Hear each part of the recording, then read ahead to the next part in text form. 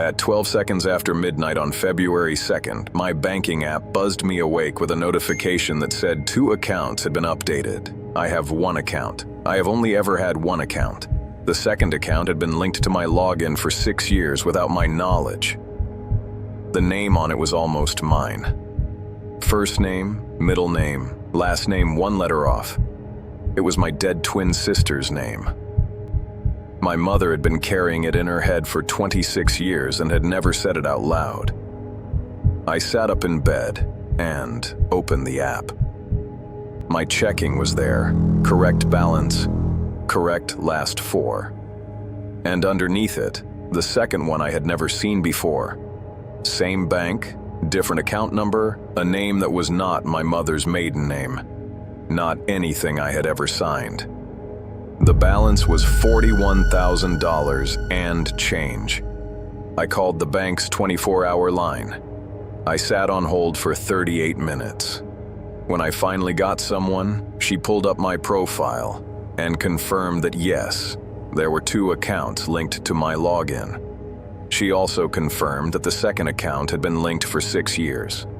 She said it was created in 2020 and had been associated with my profile since the day it opened. I told her I had never opened a second account. I told her I didn't recognize the name on it.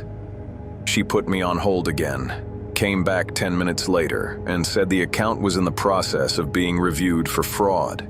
She told me to log out of the app and not interact with the second account until the bank had finished investigating. I logged out. I went to bed. I did not sleep. In the morning, I opened the app again, just to check, and the second account was gone. My checking account showed a withdrawal from the previous night for $32 at a place called Petalburg Pharmacy. I have never been to a place called Petalburg Pharmacy. I looked it up. It was a real pharmacy in a real town in Pennsylvania, 800 miles from where I live. The bank called me that afternoon. They had completed their review. They said the second account had been a sync error that had been resolved. They were refunding the $32. They said no further action was needed. I asked them whose account it had been. They told me they couldn't say. Customer privacy. I asked if the customer was still alive.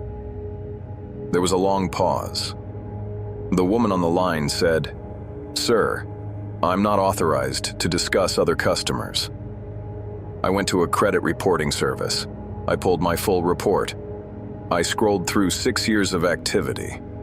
There were transactions in my history I didn't remember making. Most of them were small, a coffee here, a gas station there, but a few of them were larger, a hotel in Pittsburgh, a funeral home in a town I'd never heard of, a wire transfer to a name I didn't recognize. I traced the wire transfer. The recipient was a woman in Pennsylvania who had died on March 14th, 2020. Her name was almost mine. First name, middle name. Last name, 1 letter different from mine. I called my mother. I asked her if I had a sister or a cousin or anyone she'd never told me about. She got very quiet. She said she needed to call me back. She didn't call me back. The next day, my banking app pushed another notification at midnight. Sync complete. 1 account updated. I opened it. The transaction list at the top showed an entry from 12 a.m. It was a deposit, $5. The notation said, "From account closed. Goodbye." I haven't gotten another notification since then. The app shows just my checking account. The balance is correct. The transaction history looks normal. But last night I called my mother again. She finally picked up. She told me I had a twin. Her name had been almost mine. She had been stillborn on March 14th, 2020, the same day 26 years later that the woman in Pennsylvania died. My mother had never told me. She had been carrying the name in her head all my life, and she had never said it out loud. She said the bank account must have been a coincidence. She said names get reused. She said I should let it go. I'm trying to.